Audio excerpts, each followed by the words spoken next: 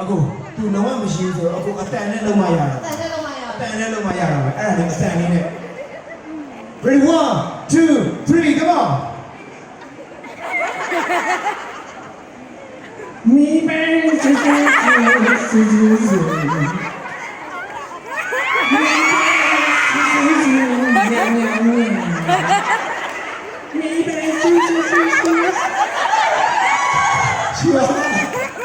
ကြီးပါလေโอเค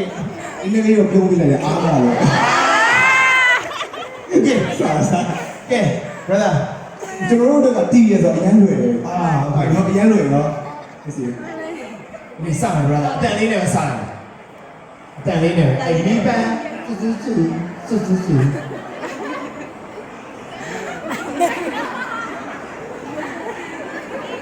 ဒါနဲ့စုံနေပါတော့တော့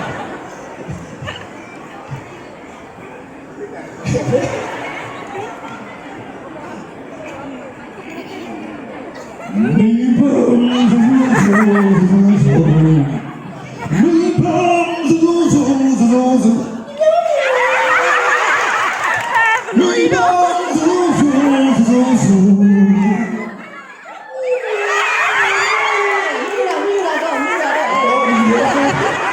这个游戏有。